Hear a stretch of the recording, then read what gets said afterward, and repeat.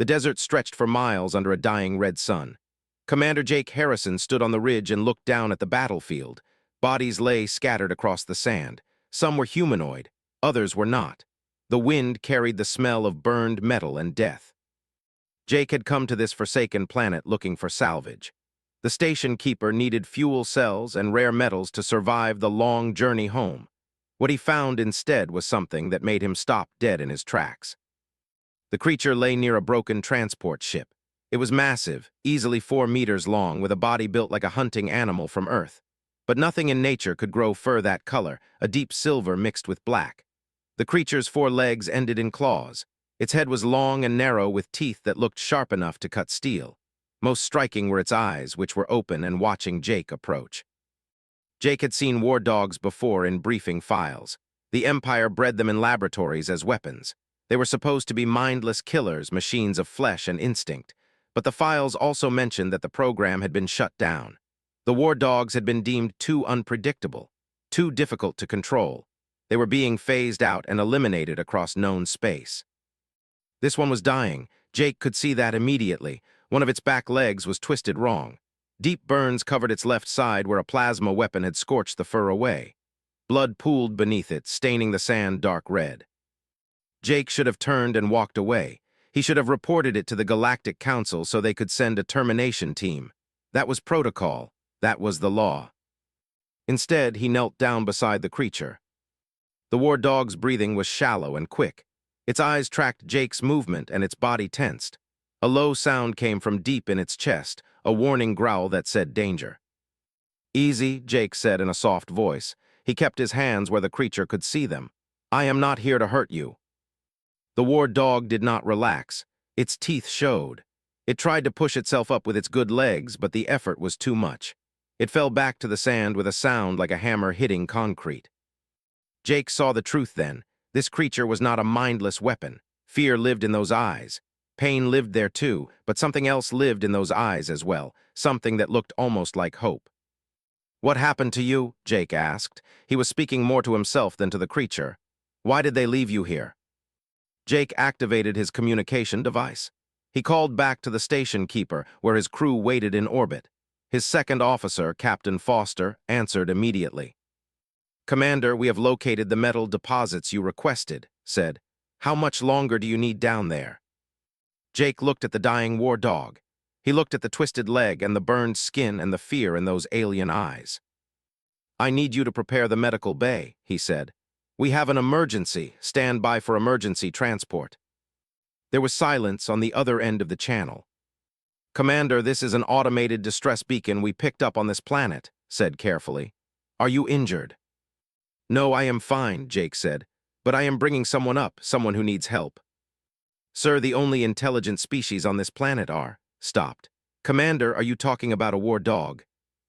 "I am," Jake said, "and I am bringing it aboard the station keeper." Another long silence. "Sir, that violates Galactic Council Protocol 772, said. "War dogs are classified as dangerous biological weapons. We have direct orders to report any and let Council cleanup teams handle them. Bringing one aboard would be mutiny." Jake knew this. He had read the same protocols. He had taken the same oath. "I understand," he said. "Do it anyway. I will take full responsibility." Jake ended the communication before could argue further. He turned back to the war dog. The creature's breathing was getting slower. Its eyes were starting to close. "Stay with me," Jake said. He pulled out his emergency medical pack. He wrapped the burned areas with synthetic bandages. He set the twisted leg as carefully as he could, knowing that proper medical care would come soon or not at all. The creature did not fight him. Maybe it was too weak to fight. Maybe it understood that Jake was trying to help. Whatever the reason, the war dog lay still and let him work. "I am going to get you to a doctor," Jake said. "A good one. Her name is Parker. She is the best medical officer in the fleet. If anyone can save you, it is her." The transport beam activated. Blue light surrounded both Jake and the creature. For a moment, everything dissolved into energy and light. Then they materialized in the medical bay of the station keeper. Alarms started blaring immediately. Dr. Parker appeared in the doorway, her face turning pale when she saw what lay on her medical table. "What is this?" she demanded. "This is a patient," Jake said, "and we do not leave our patients to die, not ever." Stared at him, stared at the creature, stared back at him again. "Jake, this is insane," she said. "The council will never allow this. They will shut us down. They will arrest you." "Then we have work to do before they arrive," Jake said. "Can you save it 3 days into treatment?" The war dog had still not woken up. Dr. Parker worked around the clock, running test after test. Her medical bay had been converted into an intensive care unit for a creature that should have died on that planet. The creature's biology was complex. Its body was part natural animal, part genetic engineering, had to study its alien physiology while keeping it alive. The burned skin was regenerating slowly. The broken leg had been set and wrapped, but infection was spreading through the creature's system, a direct result of the plasma burn. Injected antibiotic serum that she had designed specifically for this creature's unique biology. The war dog's body convulsed. Its eyes opened suddenly, wild and unfocused, showing nothing but pain and terror. "Sedate it again," told her assistant, Nurse David Cole. "We need to keep it under while the infection clears." The creature tried to rise up from the medical bed. Its claws scratched across the metal surface, leaving deep gouges. It made sounds that were not quite roars and not quite screams, something between animal cry and human anguish. Felt her heart break a little. She had dedicated her life to healing. She had signed up with the space fleet because she believed in saving lives. But she had never treated anything like this before. The creature was suffering, and all she could do was give it more drugs and hope the body responded. Commander Jake Harrison appeared in the doorway. He had not left the medical bay in more than 30 hours. "How is it doing?" he asked. "The infection is clearing," said without looking up from her work. "The leg will heal, but I am worried about the brain damage. The plasma burn was close to its head. I am seeing unusual electrical activity." "What does that mean?" Jake asked. "It means I do not know what this creature will be when it wakes up," said bluntly.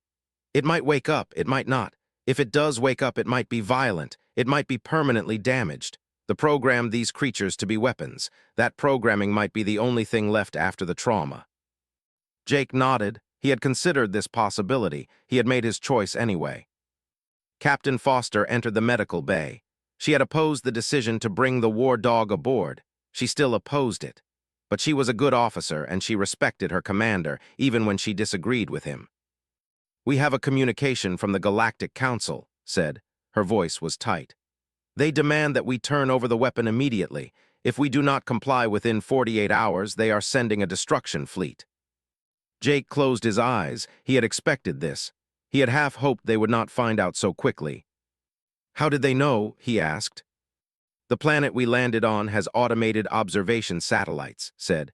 "The Council monitors all dangerous zones. They saw the transport beam. They detected the creature's life signs when we brought it aboard." Looked up from her medical display. "We need more time," she said.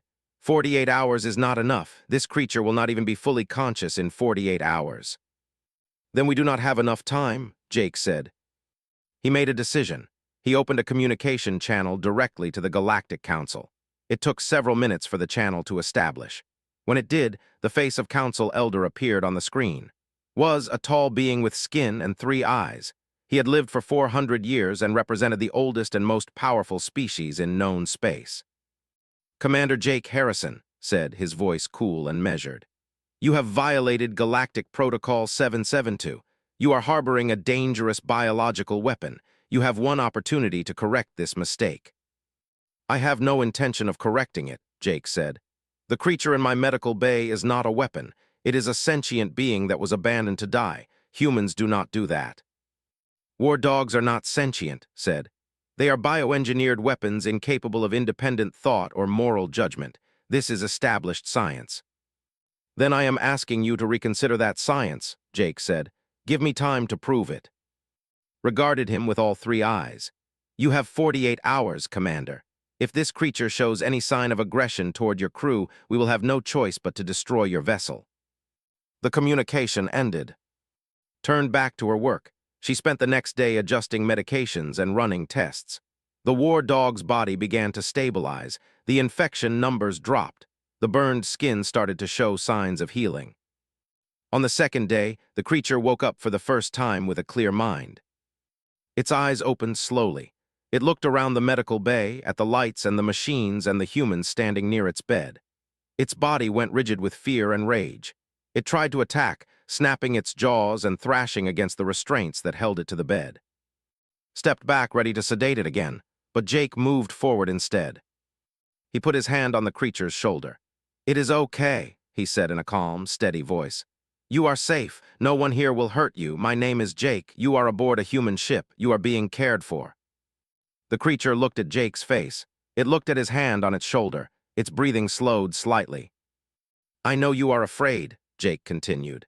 "I know you are in pain, but you are going to survive. You are going to get better. And when you do, you will have a choice. For the first time in your life, you will have a choice about what you want to do." The creature's muscles relaxed a fraction of a millimeter. That was all Jake needed. He reached out and gently stroked the creature's head. The fur was soft beneath his fingers, despite all the damage and scars. The war dog closed its eyes. It did not attack. It did not try to pull away. The distress call came through at 300 hours. A human colony on the planet 7 was under attack by pirates and alien mercenaries. They had no military defense. Their weapon systems were designed for protection against natural disasters, not organized assault. Jake was asleep in his quarters when his voice woke him through the communication system. "Commander, we are receiving an emergency transmission from 7, said. "A human colony of 2,000 people is requesting assistance. They have 1 hour before the mercenary fleet breaches their defenses." Jake was out of bed and on the bridge in less than 2 minutes. The tactical display showed the situation clearly. A formation of 12 enemy ships was closing on the colony. The colony had 4 small defensive stations and nothing else. The mathematics of the situation were simple and terrible. The colony could not win. They could only delay the inevitable. Jake opened a channel to the Galactic Council.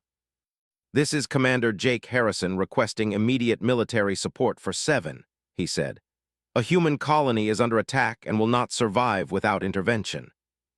The response came from Elder, as Jake had expected. "Commander, 7 is human territory," said. "Human conflicts are not the Council's concern. The humans in that colony should have invested in adequate military defense." "They are human citizens of member species in the Galactic Council," Jake said, trying to keep his voice level. "You have an obligation to protect them." "We have no such obligation," replied. "Humans are new to space. You have no standing in council treaties that require us to defend your worlds. If you wish to save that colony, you may attempt to do so with your own resources. But we will not spare military vessels for a human problem." The communication ended.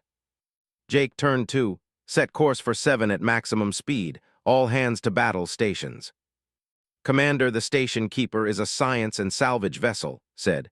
Her voice carried no judgment, only fact. "We have minimal weapon systems. We will not survive combat with that fleet." "I know," Jake said, "but we are going anyway."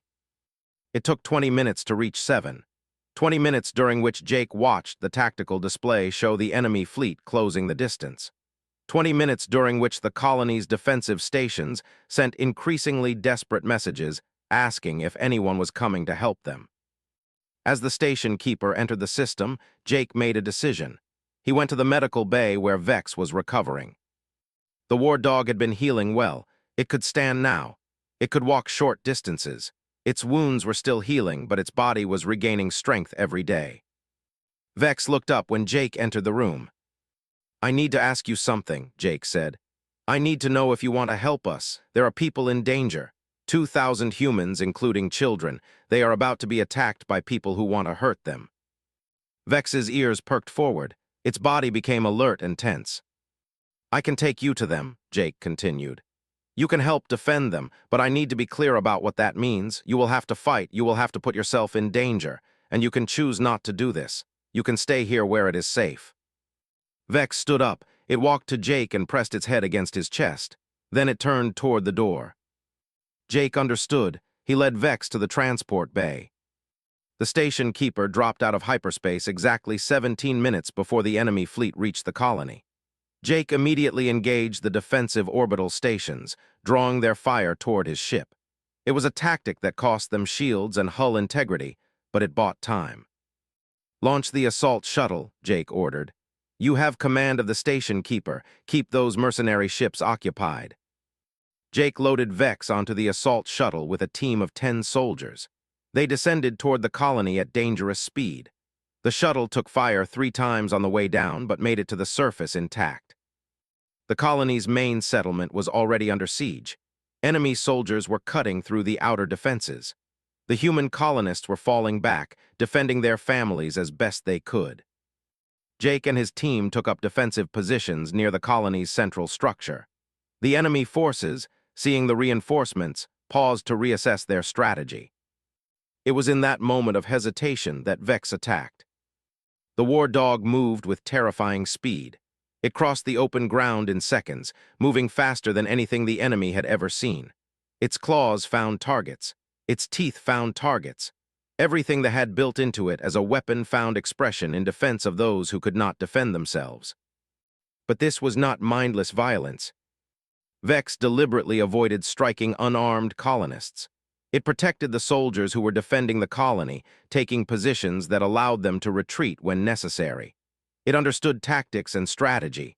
It understood sacrifice. Jake watched in awe as Vex tore through the enemy ranks. But more than that, Jake watched how Vex made choices. When an enemy soldier tried to run past it toward the civilians, Vex cut them off. When enemy soldiers tried to flank the human defenders, Vex moved to counter them. This was not a weapon-following programming. This was an intelligent creature making decisions. The battle lasted 40 minutes.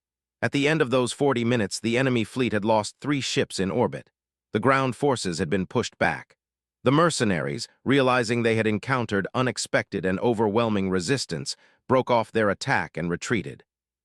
They had failed because they had underestimated what a single powerful creature could do when it was motivated not by programming but by choice. They had failed because they had not expected that a war dog left for dead would choose to save those who had saved it. The Galactic Council convened in formal session 72 hours after the battle at 7. Jake Harrison stood in the center of the council chamber, surrounded by representatives of the galaxy's most powerful species. Vex stood beside him, calm and alert. Elder opened his 3 eyes and regarded Jake with the expression of someone who had made a decision about an insignificant problem. "Commander Jake Harrison," said, his voice filling the chamber, "you are hereby charged with violation of Galactic Protocol 772.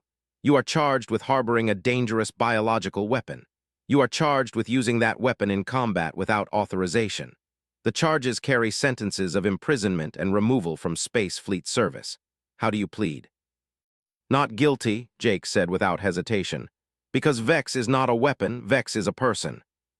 A murmur ran through the council chamber. Several representatives stood up from their seats, their faces showing shock and outrage. "Explain yourself," said coldly. Jake activated a data display. He showed the council the recordings of 7. He showed them how Vex had engaged enemy forces with precision and strategy. He showed them how Vex had refused to harm colonists even when doing so would have made the battle easier. He showed them how Vex had protected human soldiers, positioning itself to absorb attacks that would have killed humans outright. "A weapon does not make these choices," Jake said. "A weapon does not think. A weapon does not consider who to protect and who to avoid. Vex made every decision on that battlefield deliberately and morally. That requires sentience." Another council member stood. She was a species known for their scientific knowledge. Her name was Counselor Morgan, one of the few council members who had not immediately dismissed humanity. "Commander, I wish to present evidence in your defense," said. She activated her own display, showing complex biological data. "I have examined the neural patterns of this creature. What I found contradicts everything in the official scientific literature." She stepped forward, her forearms gesturing as she spoke. The claim that their war dogs were bioprogrammed to be mindless killers. But that was not their actual design, said. What they actually created was a creature with superior intelligence and emotional capacity. The problem they encountered was that this intelligence and emotional capacity interfered with their control protocols. Showed the council detailed scans of Vex's neural structure. The unpredictability that caused the to abandon this program was not a flaw, continued. It was a feature. The creature's brain is physically incapable of following orders that contradict its moral judgment. They could not turn these creatures into mindless killers because their neural structure prevented it. Then they lied to us, another council member asked and named. They told themselves a convenient lie, said. When they could not create perfectly obedient weapons, they claimed the creatures were too damaged to be useful. Rather than admitting failure, they classified an entire species as disposable. The council chamber fell silent. The weight of this revelation hung over the assembly. Leaned forward. If what you are saying is true, then they committed genocide against a sentient species. They eliminated thousands of creatures they knew were intelligent. This is a profound crime against the foundations of the Galactic Council. Yes, said simply. Jake stepped forward again. And the humans who were accused of theft and violence and murder for defending a sentient being should not be punished. They should be honored for having the moral courage to see what the rest of the galaxy refused to see. A moment of silence filled the chamber. Then the doors at the far end opened. Sarah, the colony leader from 7, walked in.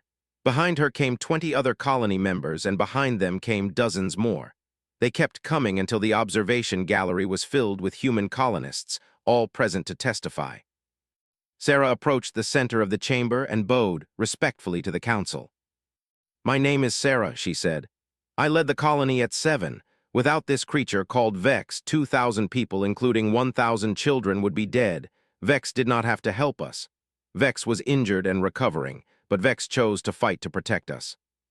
She turned to look at Vex, and her voice broke slightly. Vex showed more courage and more compassion in that battle than any weapon could ever show, Sarah said. I do not know what Vex is. I do not know the science of its creation, but I know this. Vex is a person. Vex is someone worth knowing, and Vex deserves to be treated with the respect that any sentient being deserves. One by one, the colonists came forward and spoke about Vex. They described how it had protected them. They described the intelligence in its eyes. They described the choices it made that saved lives. Then Parker stepped forward. As chief medical officer, her testimony carried scientific weight. I have treated this creature's injuries, said. I have monitored its recovery. I can tell you definitively that this is not a mindless weapon. This is a conscious being with emotions, with fear, with the capacity for pain and suffering. More than that, this creature shows signs of moral development. It understood that it was being helped, and it responded with trust and gratitude. Held up her hand, showing scratches where Vex had gripped her gently. This creature has claws that could tear through steel, said. It could have easily killed anyone who came near it. Instead, it learned to trust. It learned to allow touch. It learned to accept help. Those are not behaviors programmed into a weapon. Those are behaviors that come from free will and moral judgment. The final testimony came from Foster, Jake's second officer. I opposed bringing this creature aboard my ship, said. I thought it was dangerous and foolish. I was wrong. What I have learned is that humans do not have a monopoly on morality or honor. Vex has taught me that compassion and courage exist in forms I never expected to find them. Vex stood through all of this testimony without moving, but its eyes tracked each speaker. Its ears turned toward each voice. It understood what was happening. Finally, Jake stepped forward one more time. The question before this council is simple, he said. Is Vex a sentient being with rights and protections under galactic law? Every piece of evidence says yes. Every witness says yes. The only evidence that says no is the lies of the who benefited from treating a sentient species as disposable. Jake put his hand on Vex's head. Vex leaned into the touch. Humans came to space believing that civilization was defined by technology and power, Jake said. We thought we had much to learn, but what we have learned instead is that civilization is defined by how we treat those we do not understand, by whether we show mercy when we could show cruelty, by whether we see value in those others have abandoned. Jake looked directly at Elder. Humans are not the most powerful species in the galaxy, Jake said, but today I hope we can be among the. The council voted. The decision was almost unanimous. Only Elder abstained. Vex was officially recognized as a sentient being with full legal rights. The charges against Jake Harrison were dismissed. The genocide was formally condemned by the Galactic Council. After the proceedings ended, humans and aliens alike approached Vex. They wanted to touch the creature that had become the symbol of a new understanding. Vex accepted the contact with patience and a kind of dignified grace. Late that night, Jake found Vex on the observation deck of the station keeper, looking out at the stars. "You did well today," Jake said. Vex made a sound, a low rumble that might have been agreement. "What you did matters," Jake said.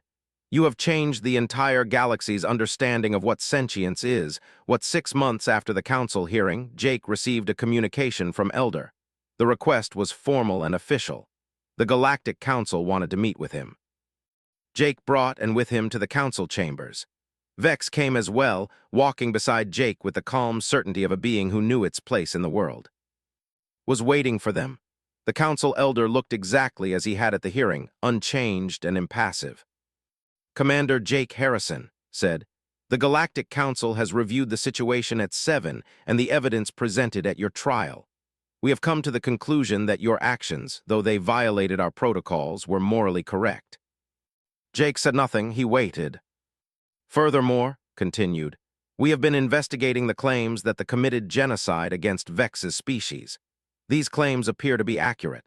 The Council has authorized a new initiative to locate and study other creatures that may have been classified as weapons, but are actually sentient beings." Gestured toward Jake and his companions. "We are assigning the station keeper and its crew to lead this initiative. You will travel throughout known space, investigating sites where the or other aggressive species conducted bioweapons programs. You will determine which creatures are truly sentient and deserving of protection. You will rescue those creatures where possible." Paused, his 3 eyes focused directly on Jake. "Humans will be leading this mission," said. "Not because humans are the most advanced in this galaxy, but because humans have proven to be the species most capable of seeing value where others see only danger." The meeting ended shortly after that. As they left the council chambers, turned to Jake with a slight smile. "Well," she said, "I suppose we are not done with Vex after all." The new mission took them to a dozen different systems over the next year. In each place, they found creatures that the galaxy had written off as weapons or monsters. In each case, they discovered sentience. They discovered consciousness. They discovered beings who had been abandoned and abused and treated as disposable. Vex became invaluable to this work. Having been where these creatures were, having experienced abandonment and nearly death, Vex could communicate something that no human could. Vex could show them that survival was possible, that acceptance was possible, that there was more to existence than being a weapon. The team rescued 17 other creatures from weapons programs across the galaxy. Not all of them survived. Some were too damaged by their treatment, but others recovered. Others learned to trust. Others, like Vex, discovered that they had choices about who they wanted to be. The most remarkable rescue came on the planet, once the heart of the Empire. There they found an entire facility filled with creatures similar to Vex. They had abandoned the place when their empire fell, leaving the creatures to starve. Jake and his team recovered 43 creatures, and her medical staff worked 18-hour days healing them. Some had been locked in the facility for decades. Some did not remember anything except pain and isolation. Vex worked with each of them, showing them through example that life was possible beyond captivity. Vex taught them to trust humans, or at least to trust Jake and his crew. Vex showed them that the future did not have to be like the past. One evening, as the team prepared to leave with the rescued creatures secured in comfortable holding areas, Vex approached Jake. The war dog had grown stronger over the past year. The scars still marked its body, but they were the scars of a survivor, not of a victim. "You know," Jake said, "you could leave if you wanted to. You could go with one of the other creatures we rescued. You could live your own life, do your own thing." Vex made a sound, a low rumble that Jake had learned meant contentment. "You could go," Jake repeated, "but you choose to stay with me. That means something. That means you are staying not because you have to, but because you want to." Vex pressed its head against Jake's shoulder. 2 years into the mission, Jake sat in his quarters reviewing reports. They had now recovered and rehabilitated over 100 creatures from various weapons programs. Most had been integrated into communities willing to welcome them. Some had chosen to return to their home planets. Others stayed with the station keeper and Jake's crew, working as researchers and explorers. Vex, of course, stayed with Jake. The Galactic Council had officially established a new legal framework for sentient beings. It did not matter how a creature had been created. It did not matter what it had been designed to do. If the creature demonstrated consciousness and moral capacity, it had rights. It had value. It had a place in the galaxy. This new framework had changed everything. Species that had been hunted to extinction started recovering. Creatures that had been enslaved gained freedom. And humanity, the new species from a harsh world, became known not for military power but for moral wisdom. Found Jake reading reports one morning. "You look tired," she said. "I am tired," Jake admitted. "Sometimes I wonder if what we are doing is enough. There is so much damage in the galaxy, so much suffering, so many creatures that have been abandoned." "It is enough," said firmly. "You cannot save everyone, but you saved Vex, and because you saved Vex, you have saved hundreds of others. You have changed the way the entire galaxy thinks about value and compassion." She sat down beside him. "When you brought Vex onto this ship, I thought you were crazy," said. "I thought you would destroy your career and your life for a creature that would never appreciate it. I was wrong. Vex appreciates it. Vex shows it every day. More than that, Vex has taught us all something fundamental about what it means to be alive." Jake nodded. He thought about that moment on the desert planet when he had found Vex bleeding and broken and left to die. He thought about the choice he had made in that moment. It had cost him. It had put him at odds with the entire Galactic Council. It had risked everything he had built. But looking back, Jake would make the same choice every single time. That night, Jake and Vex stood together on the observation deck of the station keeper, looking out at the stars. The ship was heading toward its next mission, another weapons facility in a distant system, another opportunity to save creatures that the galaxy had abandoned. "Thank you," Jake said to Vex, "for trusting me when you had no reason to trust anyone, for believing that life could be better, for showing the galaxy what courage and compassion really mean." Vex made that sound again, the rumble that Jake had come to recognize as contentment. Then Vex did something that had happened only a handful of times since recovering. Vex made a sound that was almost like a word. The sound was harsh and alien, but it was unmistakably an attempt at human speech. "Jake," Vex said. Just one word, just a name. But it was a word chosen by Vex with complete consciousness and intention. Jake felt tears start in his eyes. He put his arm around Vex's neck. "Yes, Vex," he said. "That is me. That is who brought you home." The galaxy had learned a valuable lesson from the story of Vex. It had learned that value is not measured by power. It had learned that sentience is not limited to the species who write the laws. And it had learned that the most important strength any civilization can have is the strength to show mercy, to see value in the broken, and to choose compassion when cruelty would be easier. As the station keeper jumped into hyperspace toward its next mission, Jake and Vex stood side by side, looking forward to everything the future might hold. In saving Vex, humanity had not proven itself to be the strongest species in the galaxy, but it had proven itself to be among the. And that, Jake thought, was everything. Is what freedom means. You have taught us that the most important strength is not force, but the choice to use force only to protect those who cannot protect themselves. Vex turned and looked at Jake. Its eyes held something ancient and profound. "You are no longer a weapon," Jake said. "You are Vex. You belong to yourself. You always did. We just had to prove it to the world." And Vex, for the first time since becoming conscious, made a sound that was almost like laughter. As the enemy ships retreated toward hyperspace, a human woman approached Jake and Vex. She was the colony's leader, a woman named Sarah. Behind her came others, colony members and defenders, their eyes wide with shock and gratitude. "What is that creature?" Sarah asked. "That is Vex," Jake said. "Vex is a friend, and Vex just saved everyone you know." Sarah looked at Vex with tears in her eyes. Vex looked back at her, and some understanding seemed to pass between them. The understanding that one being had chosen to protect another, not because they had to, but because they could. "The Galactic Council will hear about this," Sarah said. "They need to know what your kind is capable of." "Not my kind," Jake said quietly. "Vex is kind, and I think it is time the whole galaxy learned the truth." That night, the colonists of Seven held a gathering to honor Vex. They brought food and water. They touched Vex's head and shoulder gently, without fear. Vex lay on the ground and let them, and there was something almost like peace on its and blood-stained face. Children approached Vex cautiously, and Vex lowered its head to let them stroke its fur.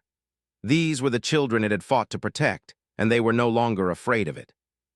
Jake sat nearby and watched. He thought about what this moment meant. He thought about everything they had gotten wrong about their creation. They had designed Vex to be a weapon, but they had failed to predict that a weapon with intelligence enough to be truly effective would also have the capacity to choose what it wanted to protect. That was the flaw they could never fix. That was why they had abandoned Vex to die, and that was why Vex would never return to being what they intended. Vex had already become something better.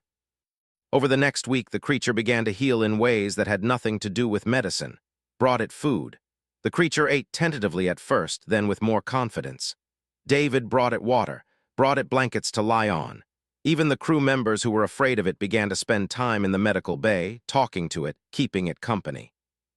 The creature's name came up in conversation one day. Jake was telling about the briefing files he had read about war dogs. The files did not give them names, Jake said. They just had designation codes. This one was CX472. That is not a name, said. She was running another test on the creature's nervous system. It needs a real name. What should we call it? David asked. The creature lifted its head and looked at them. Its eyes were alert and interested. In that moment, Jake could see the intelligence behind those eyes. He could see awareness and curiosity and something that might have been hope. Vex, Jake said. That is what we will call it, Vex. The creature made a sound, something between a purr and a growl. It was not a word, but it was an acknowledgement. Vex had been left behind to die by the species that created it. But on this human ship, Vex was learning something that the Never intended it to learn. Vex was learning what it meant to be valued, to be protected, to be loved. And that knowledge was changing everything. Look down at the war dog. She looked at the fear and pain and desperate will to live that showed in every breath the creature took. I can try, she said finally. Jake nodded. He was not sure if he had done the right thing. History would judge him for this decision. The Galactic Council would judge him. The universe itself might judge him. But standing there watching Dr. Parker begin her work, watching her move with the kind of focus and determination that only came when someone was fighting against death itself, Jake believed that at least one thing was certain. Nobody, not even an alien war dog, should have to die alone.